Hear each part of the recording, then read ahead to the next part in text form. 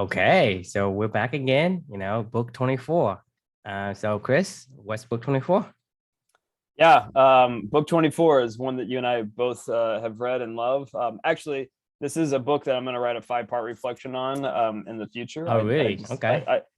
there's so much I wanted to say about it. This is when I started this whole journey. I, there was a few, like, kind of my top 5, 10 favorite books that I had so much to say that, but I didn't know, how this whole journey was going to go. After I was about 100 books into this journey, I thought, you know what? Like, this is my journey. I don't care. I got a lot to say. If certain books, I have a lot to Mm-hmm. say about, I'm going to Mm-hmm. say a lot about it. So I've decided, for at least 5, maybe 6 books thus far, I'm going to do like a 5-part reflection for each one of them.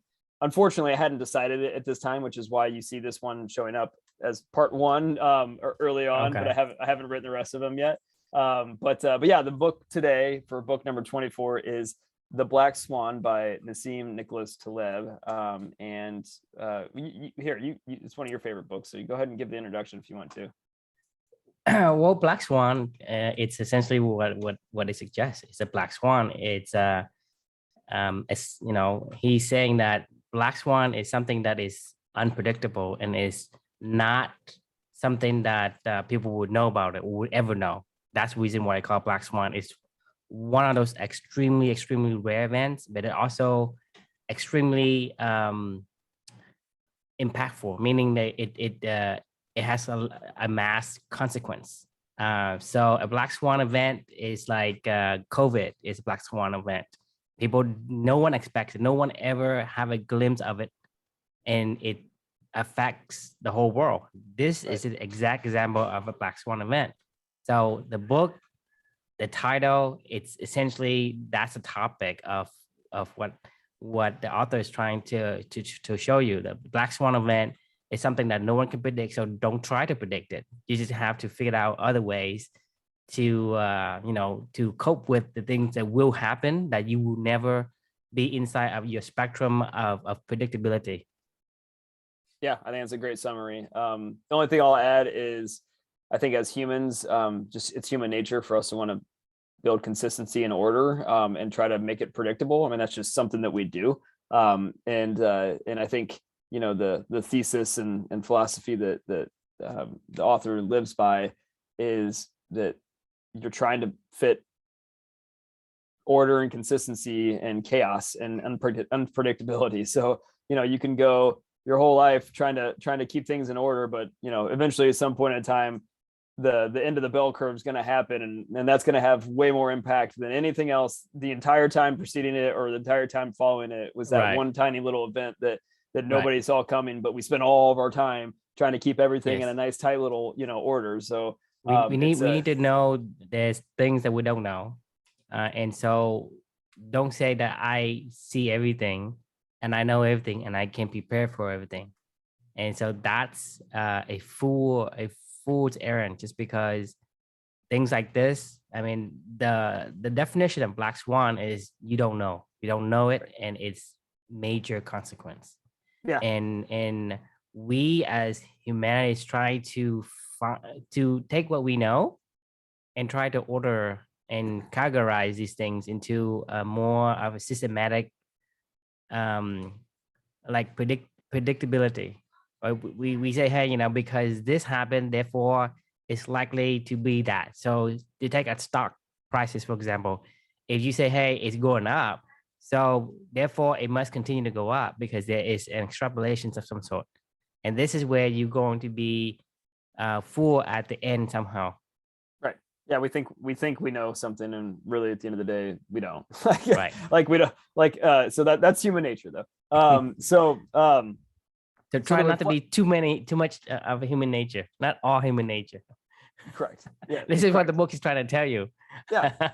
Yeah. I mean, it's instead of focusing on human nature, it's focused on, life nature, right? Life is Mhm, random. mhm. Like humans are a creation of the randomness, but at the same time, for some weird reason, we think that we want to do Yeah. the exact opposite of what life already brings, and So life brings it's not random and human nature, chaos. but it's nature nature. Right, exactly. Exactly. So my reflection for this, the first reflection is for the Black Swan is going to be, I don't run for trains. And I know you know what that means, but we'll get to it and I'll explain kind of my thought process behind it. So going back to what we were talking about initially, the author Taleb is, I don't know, for whatever reason, I don't totally understand it. But his writing speaks to me, and I know it speaks to you as well. Like there's just something about the way that he writes. It's kind of part philosophy, it's part science, it's part math, it's part art, it's part I don't know. There's just something. He's just got a great blend and mixture. It's part like autobiography. Whenever he writes, it's very real. It's very authentic. It's very coming from a place of love, but also at the same time, he's so smart and he's thought through a lot of these things. I don't know. There's something about this guy in particular that just his voice is a voice that resonates with me and you as well. So I would say, first and foremost, Black Swan is definitely one of the top 3 books that I've read during this whole entire year magical learning journey.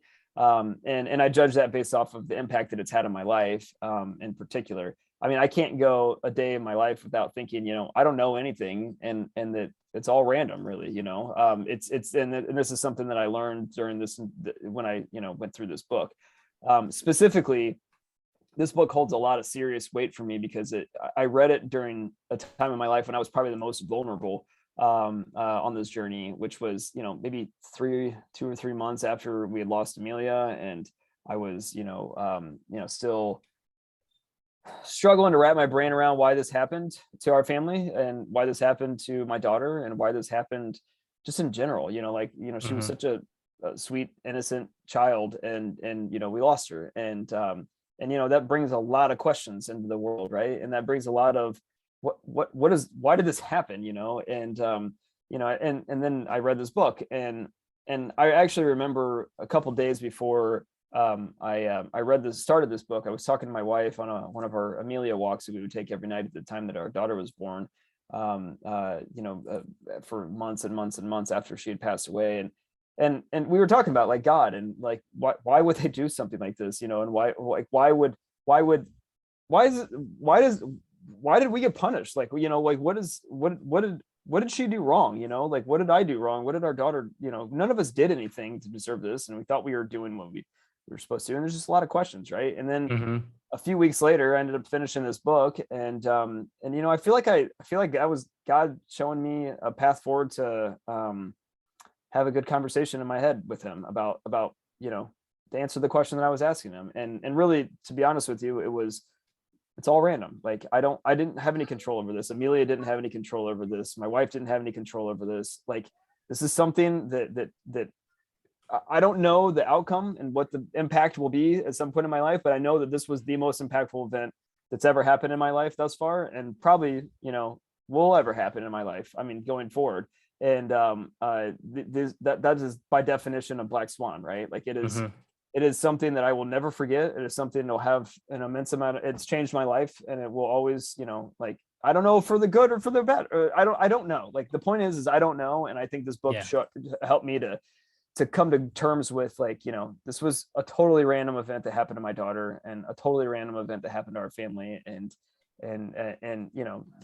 what comes of this is what I want to make of it, at this point in time. And that was a really important moment for myself on this whole journey. Specifically, when I was reading through this book, how it relates to the "I don't run for trains" comment. I know you and I love to talk about the 1,001 day turkey, where your whole entire life, if you're a turkey, you get pampered, you get fed, you have free food, you have servants waiting on you, you got a house to live in, I don't know. I mean, maybe you're a free range turkey. I don't know. Maybe you get to go gobble with all your buddies every single day, and you live a life of leisure and you're having a great time. And then you think on the 999th day, everything is the same going into the 1,000th day, but then all of a sudden the 1,001st day, it's Thanksgiving, and your life ends. You're like, oh shit, how did I not see that? How did we because not? you've been conditioned to say every day is a great day. Everybody is worshiping this the turkey. Right. these people worship turkeys like they're gods, right? But Right. unbeknownst to me, that's where I went wrong. And Right. so having the histories and pattern doesn't tell you the actual future. It's still unknown. You don't know that, because they just need to fatten you up so they can have a better Thanksgiving. Exactly. And you, on the other hand, thought otherwise. Exactly. So I took that concept of the 1,001st day turkey, and the other big concept that I took away that I wanted to write about first and foremost with Black Swan was the concept of I don't run for trains. With all that happened in my life, with all that happened to my daughter, with the whole concept of the 1,001st day turkey, life can change tomorrow, man. Like it did for my family. Like literally, we went to the doctor's office. Everything was fine. 2 days later, our daughter was born at 22 weeks and 6 days old, and the pandemic happened 2 days after that is when everything really kicked off then. And like our life has never been the same. Like, I mean, I was 1,001st day turkey. Like, I mean, Right. and I don't want to live my life that way anymore again. Like I've learned my lesson. Like, so I don't run for trains, meaning like, I'm not going to put other people's agendas in front of mine. I'm going to try to live my life the way that I want to live my life every single day, which for me is living for two for my daughter, which means putting our values first and reflecting to the world what my daughter showed me of how to live a virtuous life and what values were really important to my life, and to reflect that going forward. And that's what I'm going to focus on for the rest of my life. So that's what I don't run for trains means for me. We have a limited time here. You could be 1,001st day turkey tomorrow, but like you miss that train, who cares? You don't get that promotion, who gives a shit? Maybe you meet the love of your life on the platform that you were waiting for the train. Maybe you on your walk back, you end up, I don't know, maybe the train derails. Like I mean, who, like you just never know what's going to happen tomorrow. So my goal for every single day, knowing the whole Black Swan concept, the 1,001st day turkey, I don't run for trains. Like it's all about just trying to live for now and live your values and express it as much as you can, and try to live a virtuous life. And that's really my main objective, I guess. So yeah, love to get your thoughts. Yeah, I mean, like we said, Black Swan is one of my favorite book, and Nicholas, Nassim Nicholas Taleb has a series. He's called his series The Inserto, and there's 4 books in that series. We went through 2, which is the Fool by Randomness, and the Black Swan is 2 of them. So that particular book is like I said, it's these series for me is it's contrarian, but it's true. I mean, it's accurate in terms of how I see the events unfold. And for the Black Swan event, for the Black Swan book, what I've learned is don't rely on predictability, because that's your Right. fallacy. Because like Right. the 1,000 day turkey, you are taking that predictability for granted, which kills you. It wipes you out. And so for us, it's don't run for train. We don't need to rely on predictability. We just need to not use that as an anchor to live our life by. Because if you do, you will be the dinner. And Yeah. so for me, so the book has so Black Swan in this particular book in this series kind of give that succinct point. The other books are kind of like the precursors and the successors of this book as well. So I highly recommend the other 3 books as well. But the author to me is one of my favorite guy in terms of how he thinks. Right, he's taking things that people don't see. Just like there are randomness, and we are using randomness to think that, hey, we can stuff it into something we can understand and organize. And it turns out that's dangerous for us, because a lot of these things, if you rely on the Black Swan, you rely on what you know and ignore the Black Swan event, you become wiped out. And when you wipe out, game's over. And that's, to me, that's a lesson I got from this book.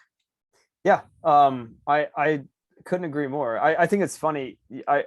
like I talked to you about one of the books that I just finished reading was that Moonwalking with Einstein book that we'll talk about later on down the road. But in keeping with the concept that this whole journey is my memory palace, like these books are tied to specific memories of mine. And I specifically remember one day taking a walk while Felicia was pregnant with Luca, and this was before Felicia was pregnant with Luca, and I was walking through my neighborhood and I was talking to you on one of our nightly calls, and I was on a Zoom chat with you, and I remember distinctly saying to you, like, this book will F you up a little bit. Like, this book needs to be taken with precaution. Like, this book needs to be taken with like a grain of sand too, because there's a lot, like he's basically saying like nothing really matters really at the end of the day, because eventually some black swan is going to come and it'll wipe everything away you do every single day.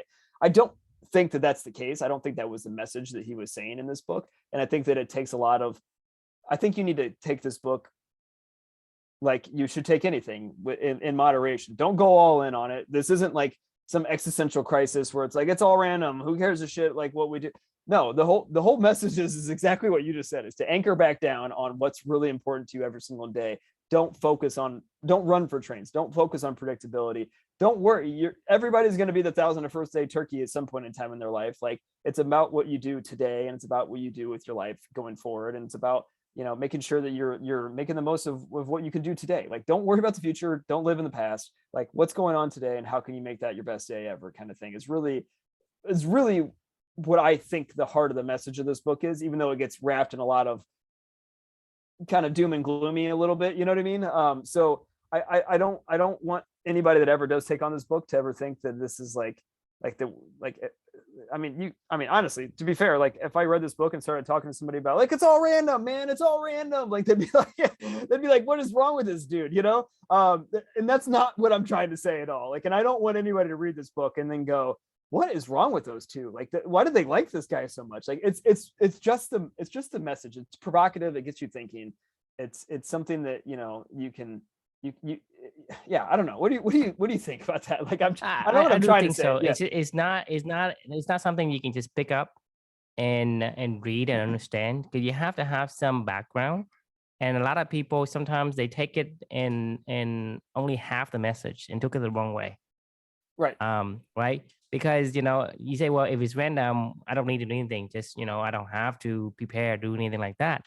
Well, he's just saying is don't be certain, because certainty is wrong. Because for the turkey 999th, right, the next day, right, he should be suspicious of the 1,000th day. He should be suspicious of the 1,001st day, so that when something comes, he can see the signal. He can see the omen. He can see the sign of people trying to kill him. Because if you are certain that you're gonna be fed on 1,001st day, then you become wiped out. That means that it's end of life for you. So do not embrace certainty. Embrace uncertainty. Be suspicious. So to me, that's a message of the whole book. But like I said, this Black Swan book isn't the first in the series. No, it's right? not. So it's actually the third book in the series. So the Fooled by Randomness, Skin the Game, Black Swan, and the Anti-Fragile is the series. And so there's a lot of concept in the Black Swan, even if you read by itself, it could confuse you in thinking something different. And that's why I agree with you. It could be dangerous if you only take it half the message. Yeah, if you're reading one book a year, don't read this book. Like, I mean, like, it's like that's not that I would not recommend that. It's like Thinking Fast and Slow too. If you're reading one book, it's one of those great insights that it's basically the secrets of I guess nature, like we said before. Yeah, it's not human nature, it's nature. It's the secrets of nature. You need to know its secret so that you can See, I don't even know this is a secret though. Like, I think we all know this at our heart. Well, like, we just spend 1,000 days. We know it, but we are basically conditioned to ignore it. Yeah, exactly. No, it's not even we're conditioned. We build our life around ignoring it. We literally say our life is conditioning us and brainwashing us to ignore all these things, because I'm prepared. I know what's going to happen. I see this thing is going to come next. Yeah, right? I'm an expert. I get it. Like, I know we become so certain in our decisions. Right. And those decisions, when we're certain, we bet the house, right? Yeah. It's this when we die. So I would challenge one quick thing though. Like, I don't think it's about being prepared for the 1001st day. I think it's about enjoying the other 1,000 days better. Is for what they both. are. I think it's both. I don't think it's one of, you know, it's about knowing the truth, right? So Right. you know the truth, and you don't get just so, for example, if I know for certain that the stock's going to go up tomorrow, I'm going to bet everything.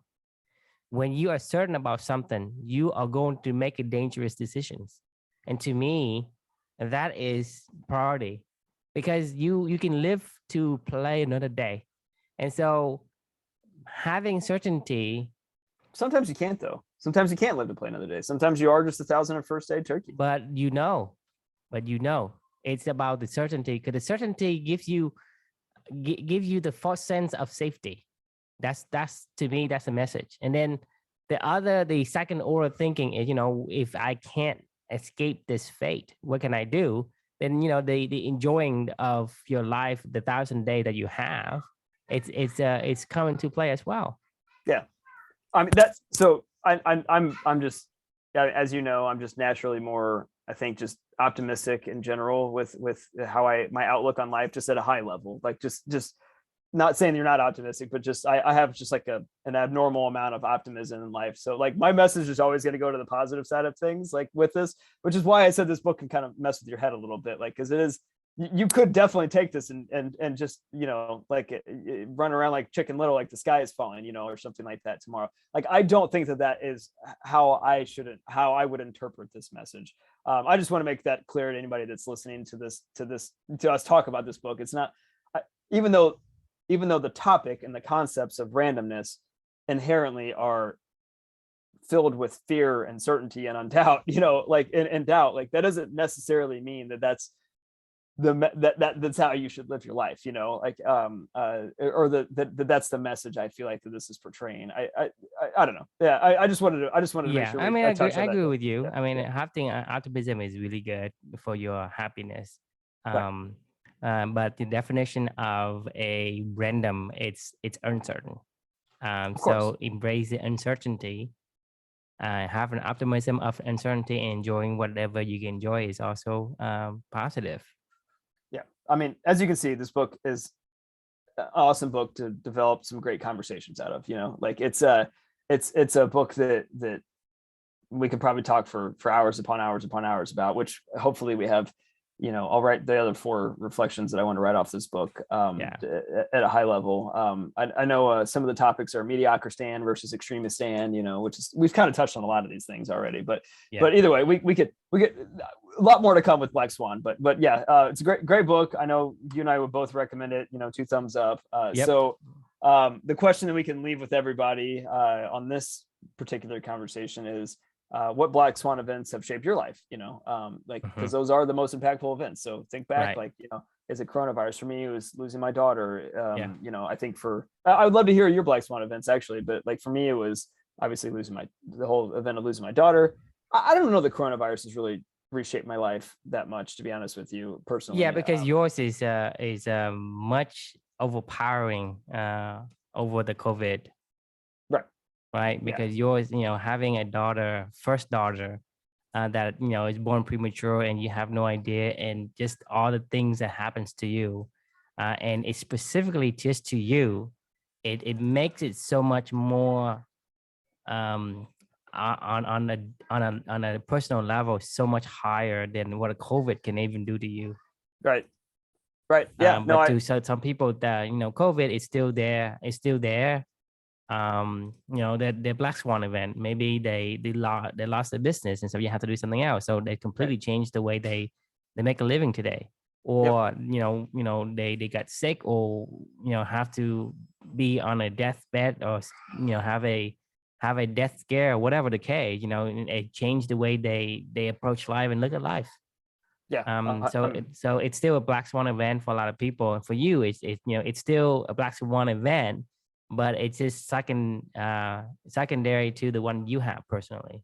Yeah, I agree. I would, To be clear, I want to make sure another important point. A black swan event doesn't have to be some super negative thing either. It can be a positive black swan that takes Yes, 50 a Black years to Swan build, like event the is just internet. something that you cannot predict, is Exactly. unknown to everybody, and has a massive consequence, Right. massive The impact. internet, like the internet's a great example of a black swan event. Like Yes, nobody saw this exactly, coming, but exactly. it took 50 years to get here. But when it got here and when it did what it did, eventually probably like oil may have been a black swan event, discovering oil, or electricity, Fire. or fire.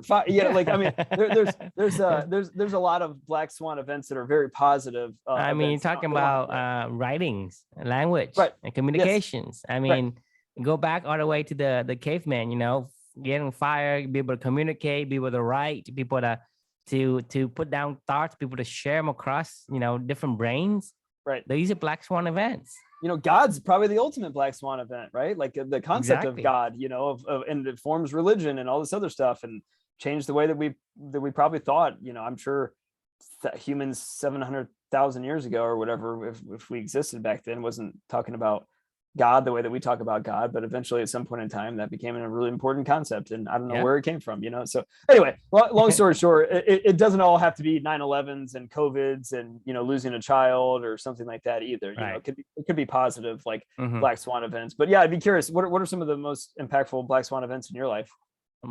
I guess my most impactful was being I guess forced to flee my own country, and because my dad was not in the communist army, so he's on the opposite side. So after the war ended, he has to basically run from these enemies that's still trying to capture you. So that is basically a pivotal moment in my life where I don't see myself as regular, kids, and the way I think is shaped by just that, and have the opportunity and the fortunate to go to America and start a new life here. To me, that's something that makes me who I am today, and so to me, that's the biggest black swan event I can tell you. Yeah, that's a great one. I mean, yeah, Vietnam changed a lot of people's lives, right? Like, I mean, Yeah, the Vietnam War, I mean, changed.